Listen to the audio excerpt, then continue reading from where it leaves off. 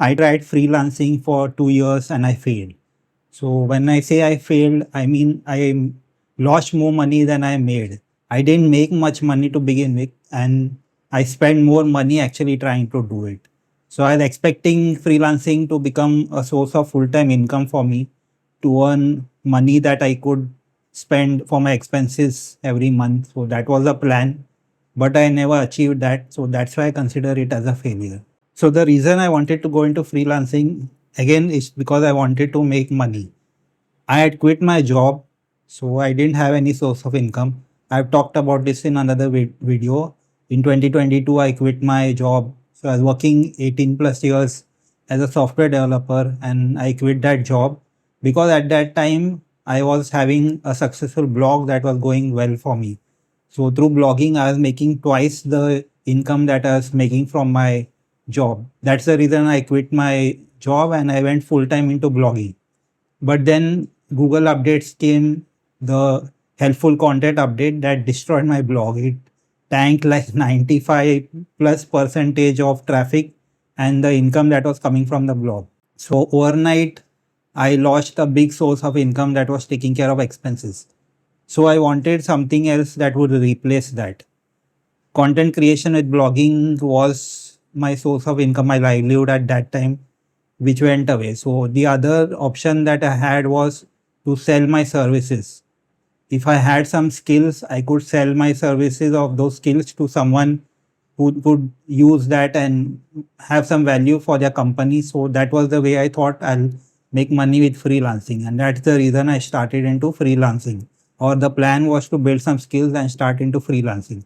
Now I couldn't use my software developer background for freelancing because it's good to have software development skills. That is a very good skill for freelancing, but my skills were outdated. So I was working on old technology, outdated legacy systems which were not relevant in the real world for other projects. So I couldn't use my skills for that. So I had to go into a completely separate field rather than software development when it came to freelancing. The other option I had was the skills that I had collected when I was blogging. So when it came to creating websites, writing content, creating content, editing content, so that kind of work I could easily do. Setting up web pages, landing pages, email list, lead magnets, so all that type of work. Even social media, I could create content for that. So that was a type of work I wanted to go at that point of time into freelancing when I began. And at the beginning, I was very excited about that prospect because I believed that I had the skills and I could grow skills if I wanted to then freelance and provide the value to companies, to potential clients. And in exchange for that value, I would get money. So I was targeting international clients. So I didn't want to target Indian clients because I didn't want to get into a situation I was getting overworked, underpaid. I would rather work for international clients and make money in like USD or Euro. So that would be more beneficial in the exchange. So for I would have to give time and in exchange get money. So that was better with the conversion rates that I would get. That's what I thought at that time because when you work for Indian company, you'll get paid in rupees, you'll get paid less, and there's a lot of extra demand from Indian clients typically. So I wanted to avoid that. Now, before I started into freelancing, I knew there would be work involved. It was again trading time, your time for the money. But there were different types of freelancing. I also knew that there was some type of freelancing where you work for a certain number of hours and you get paid for every hour you work, like virtual assistant services.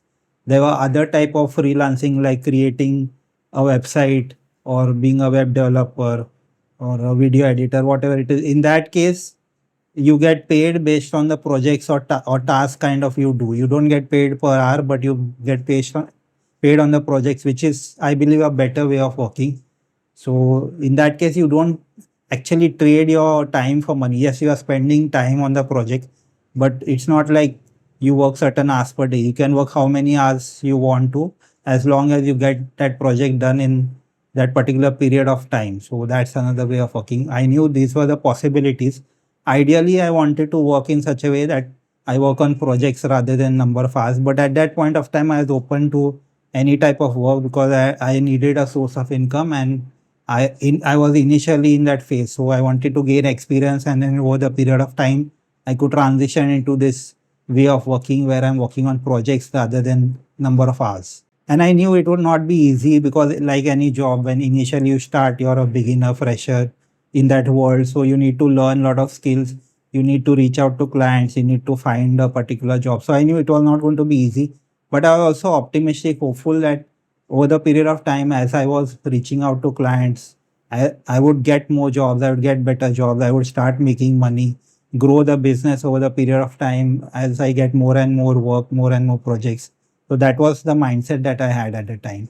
But slowly over the period of time, I figured out that freelancing, basically you can break it down into two parts. So, or two skills you can say. One is the actual skills that you need. Say it's like whatever video editing, development, voiceovers, content creation, content writing, editing, whatever it is, a skill that you need to give that value in exchange for the money. So that's one part of it. The other part of it is to manage your business. So one of the critical things is outreaching to clients, getting clients, having interview scheduled with clients, meeting scheduled with clients, discovery calls, having a successful client, managing that client, managing your projects. That's another part of it. So I found that part really difficult. So yes, you skills having skills working, that's fine. That is also hard work, but that is manageable. I think the more hard and the worst part is to go out there and find clients. I had an especially bigger problem because I'm a non-native speaker, so I'm from India, so that makes it even more difficult to find clients. There's already so much of competition out there, and then finding clients becomes even more difficult when you're searching for international clients. I'll talk about it more in the later parts, but the main thing to find clients and then to retain clients and keep getting clients and recurring income over period of time, that I found was a very hard, difficult thing to do with freelancing. You have to outreach to so many types of clients and you get so much of rejection, so many bad negative rejections, so many people ghosting you. Then you eventually also start having self-doubt on your own self, whether you have the capabilities to be doing freelancing, whether you have enough value to provide in the market. You start self-doubting as well. So a lot of these things, mental stress also starts coming when you start working with freelancing. So when I started with freelancing, the skills that I knew I had, like content creation, creating websites, working on websites, managing websites, I could do all of those. So I started with that. I started trying to find jobs where I could work with that. Now, the problem I found is reaching out to clients directly. That would be like nearly impossible for me to do. So, one place which I found useful was Upwork. So, Upwork is a job marketplace where clients are posting jobs and then you can apply to the jobs. And if you get selected, you can work on like hourly basis or on projects. So, I think Upwork is one of the best places for beginners to start. Sure, the projects and stuff the initially you'll get will be like low pay, but you can start building your portfolio over the period of time. You can start working on projects, but there are chances that someone may hire new people over there. So that's a good place to start. So that's what I did, trying to get some work on there. So I also went through some coaching, mentoring for how to start using Upwork. I went through certain courses. Read certain books. I went through training for that and worked under some mentors for that. So I started doing that. Eventually, I started landing like small work, just basic work for like some VA, but it was hardly anything to cover my expense. It was just one job here or there. That's only what I was getting at very low pay. But I did those jobs and then they stopped. Like it was not consistently coming, those jobs.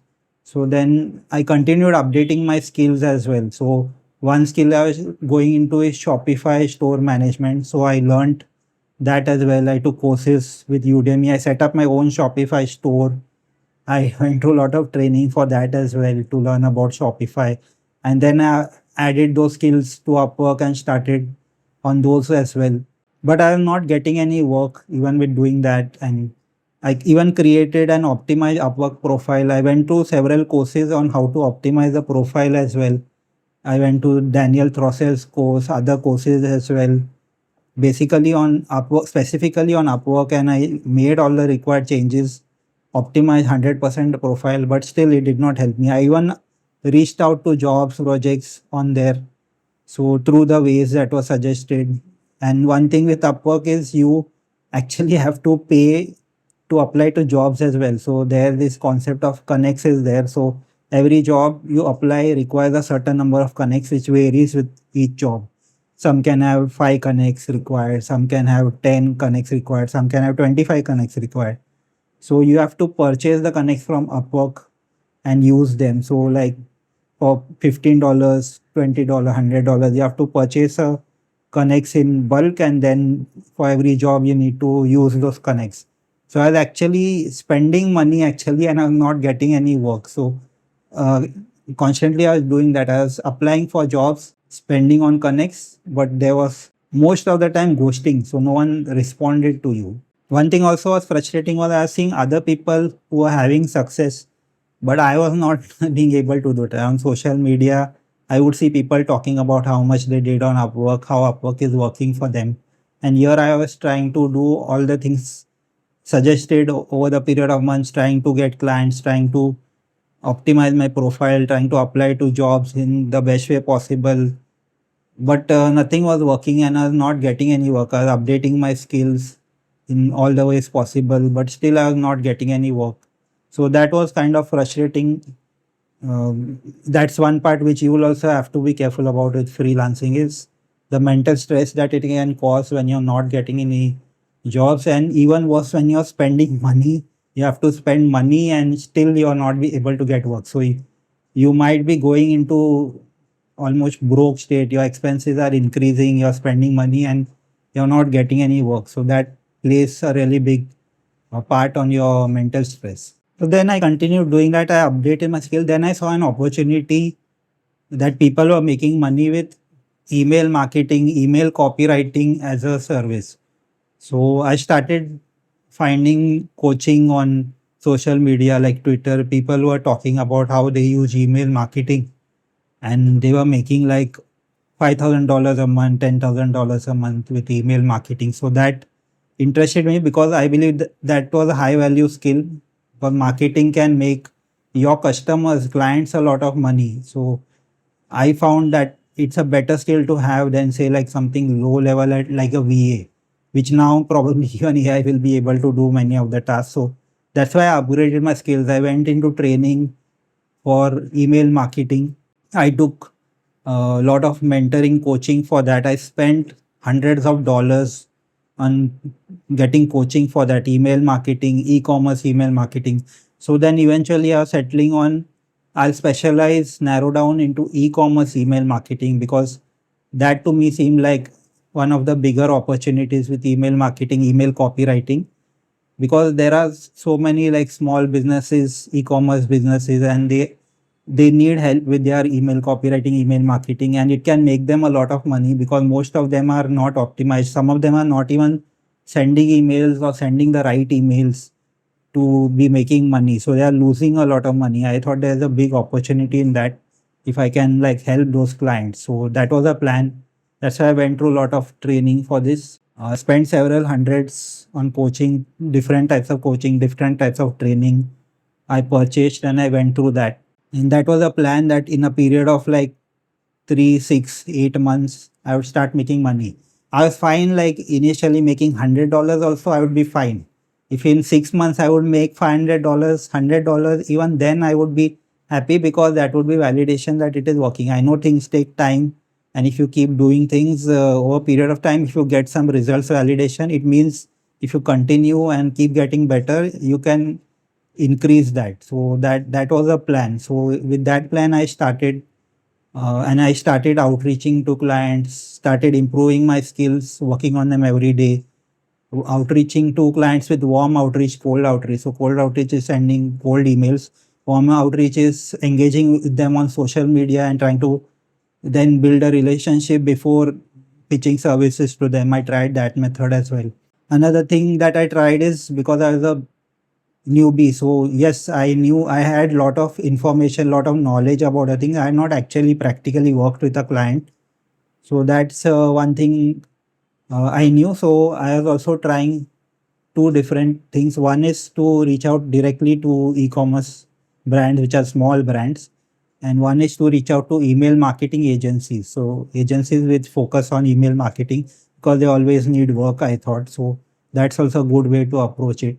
So I was doing that, but I am not getting any results over the period of time.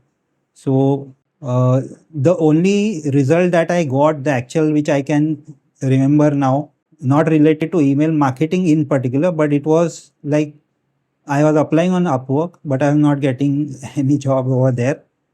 I was posting on social media because I had gone through some training where they had taught that you can build a brand on social media. So I was posting on social media, and one particular small company that was dealing with AI, it was like generating transcripts, generating clips, short clips with audio clips out of video, all those things. So that company, the founder approached me on social media. He saw my post and he found my writing interesting. So that's where he approached me. So he wanted to me to work on his website, his pages, improve the content, fix some of the pages, kind of a VA work. So I was happy to do that, and he was paying me around $10 at the time on Upwork. So I started working on his website, improving the pages. So then he also needed help with improving his tools. So he had some tools on the pages and they were not working as expected. So I helped with that as well. And then his landing pages, lead magnets also were not correctly set up, not correctly there. So I improved those. I worked on those. I corrected those as well. Then eventually he said that he needed help with his emails as well. So his emails for the new subscribers as well as onboarding emails for those who have purchased that his product. So all those needed upgrades, improvements. So I worked on all those, fixed those, corrected those, worked in collaboration with him on those, and so it was going pretty good at that time. It was not high pay like $10 an hour, but I had some consistent income for say like 2 to 3 months that I worked with him. Then unfortunately he stopped needing work. So the reason was that they are going for a revamp of the product over a few months. So they didn't need any services for the time being. That's what they mentioned to me.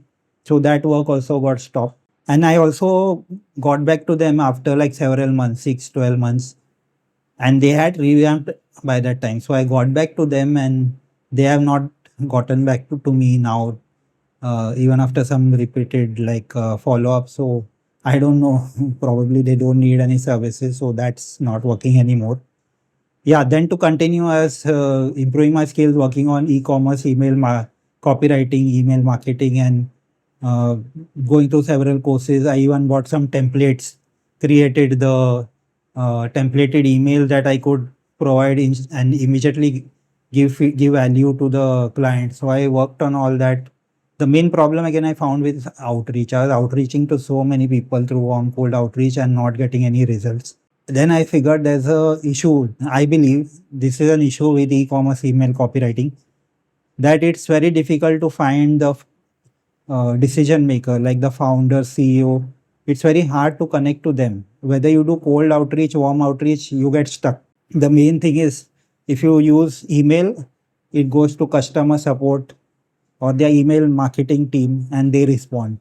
If you go to social media for warm outreach, it goes to customer support most of the time, and then you are stuck. So I could create the best outreach. I can give them value. So what I would do is create this entire value bomb, you can say, where I would subscribe to the email list and say I get the welcome email. So I would audit their entire email, audit their landing page, lead magnet, whatever I see where there's an issue, and making these changes can give them a big boost, like 20-30% increase in their revenue.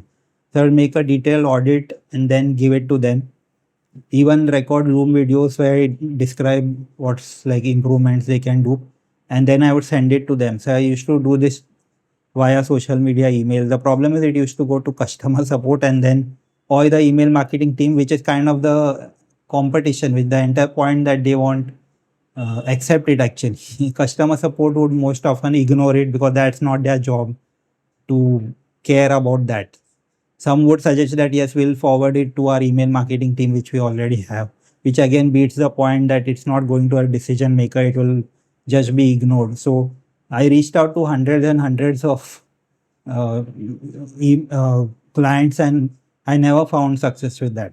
I was also outreaching to email marketing agencies, hoping that they will have some openings, whether for interns or beginner, junior email copywriters, email marketers who can join their team, start taking the workload off from the senior copywriter, from their founder, and help them and create value in that way. I also started sending value bombs to them. So there are clients that I found, and on their own emails, the improvements that I could do and improve, the results that they're getting, the sales that they're making, I could improve. I would show it to them. So I started that way as well, but hardly I would get any response. Most of the responses that I got were also like negative. So I fail to understand how this works. So what I would imagine or what I believe is they only hire interns locally. So whichever is the local place, so they hire so physical location, they hire people from there rather than online. So that's what I am figuring out. That's what typically happens.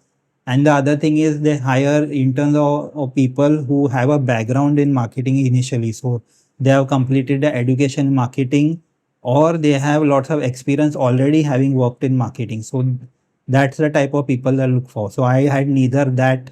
I had neither any education. I mean, I had education in marketing, which I had the self education, but I never had a degree or anything in marketing or communication. So that was a problem. And there's a third problem I faced, which is on top of that, which was making it kind of almost impossible, is being a non-native speaker. So I'm from India, and yes, I have my entire education in English, but I'm not from the US or the UK. So that also weighs against me, because people then have this kind of mistrust or uh, what you can say, stereotype of Indian people, that they are scammers or they don't know how to write or they cannot speak well. So that also would weigh against me, and it really makes things difficult for a freelancer from India, I believe it.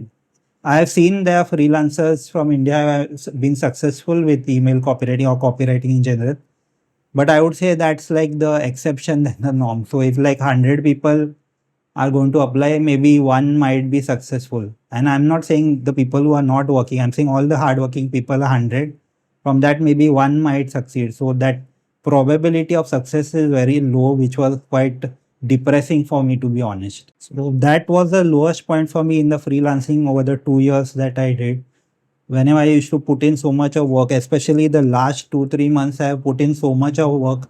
Every day I used to work on my skills as well as outreaching and trying to give value, putting this value bombs with this email audits, recording Loom videos. I tried this for 3 months, so many different ways, so many different angles, asking coaches on improvements, doing the improvements, working on all the things, but there were never any results.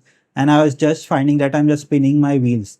Like the problem with this coaching and the groups that would be there for copywriting, the problem is that everyone be in this like motivational mindset over there, that we need to keep doing it, keep doing it, keep doing it, which I agree, you have to keep doing it every day, improving our skills and outreaching, that is the way. But we also need to analyze at a certain point, whether it's freelancing or anything. If I am doing something for 3, 6 months and there is no validation to that, then things have to be changed and looked at and changed. That I cannot keep doing the same things and expecting different results, right? And I tried the different things that were being suggested. So I was at the end of what I'll do. Finally, the answer I was getting was, you need to keep doing it. But keep doing it till when? I cannot keep doing it for 10 years. Like I am 44 years old and I need some sort of validation. Like I said again, I don't need to be making $10,000 in 6 months, 3 months, 6 months. I understand that's not realistic. But what I'm saying is, getting the first client, at least one client in 6 months, one client in 1 year, making $500, is that like too much to ask, putting in all the work? That's the problem. And the biggest problem is you don't know the time frame. Like in blogging, I knew because other people had done it, so we had kind of an idea that if you have a okay niche, you don't need to be like extra specific successful niche, even an average niche where people are searching for information. You create a blog post, 100 blog posts, you will find success. You will at least, at the very least, start making $100 in like 8 months to a year minimum. People are making $500,000, but at least 100. That will be at least you'll start seeing your traffic go up in like 6 8 months.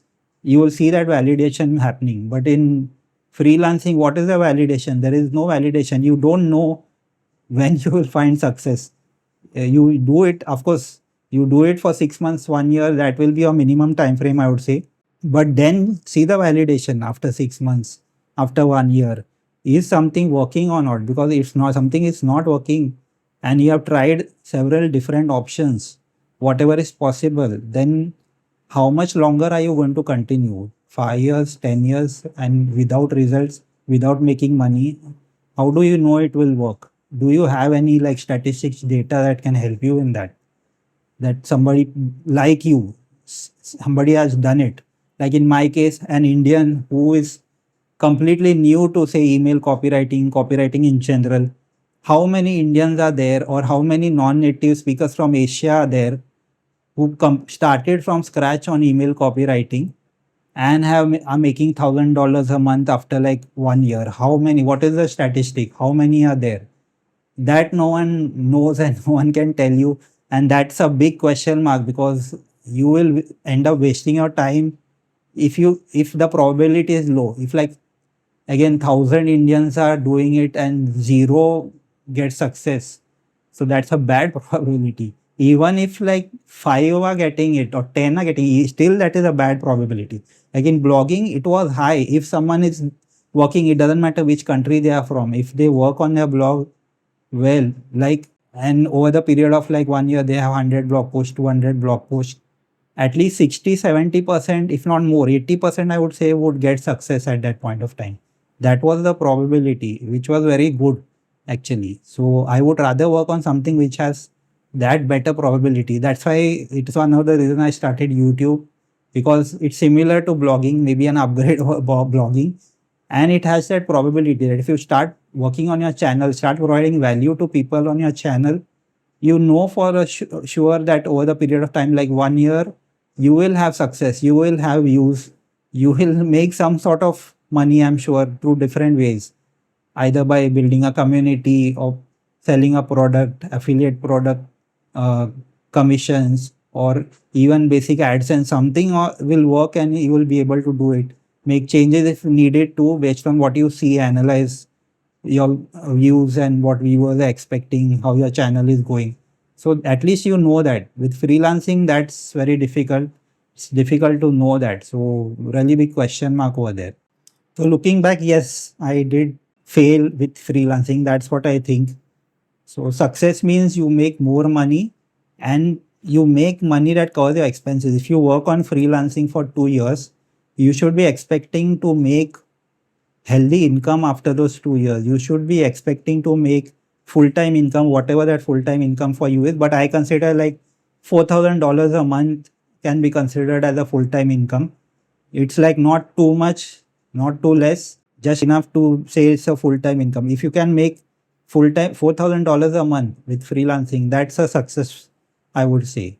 Even $3,000 a month, I would say, it still would be a success. But I personally believe for an Indian person to be able to do that with e-commerce email copywriting and having no previous background, I think that's like close to impossible. That's my belief. Now, that doesn't mean that you should not do freelancing. I'm not saying freelancing doesn't work. I'm saying freelancing didn't work for me and the particular niche that I went and the background that I had, that I was a complete beginner. I believe it doesn't work for that. Where freelancing can work for you is if you have skills that you can then sell for freelancing. So skills means you already have that. So either you have a education in particular skills and then that you use to sell your services with freelancing.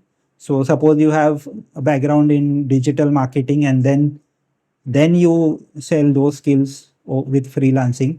by joining any agency first, email marketing or marketing agency, and getting a job there, working for a few years there, building up the experience, the portfolio, case studies, and then using that and then starting to get your own clients with freelancing. That will work. That works very well. Because you have the proof, you can show the case studies to clients. And the other way of doing it is, if you're already working in a company or a agency where you have a job which the skills relevant that you can use for freelancing. So in my case, if I had the relevant software development jobs that were working at the time relevant to the world, then I could have used those skills and then done freelancing in that. So that would be a way which had a better like success rate, I would say, for freelancing. The place where freelancing doesn't work or is very difficult if you're starting from scratch, building up the skills, you're learning skills from scratch. You have not worked in a company or agency, and then you're trying to get clients or trying to land work with an agency. I believe that's very difficult. And on top of that, you're a non-native person trying to get a job that is US based or UK based for a company that is in the US or UK or these developed countries, even more difficult. So I would not recommend that.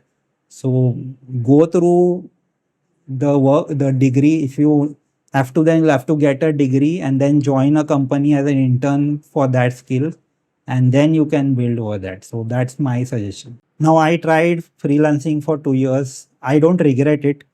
At that time, I believe that was the best decision based on looking at things, based on how my blogging tanked, what are the possibilities in the world to make money at that time. I believe that a decision at that time was right.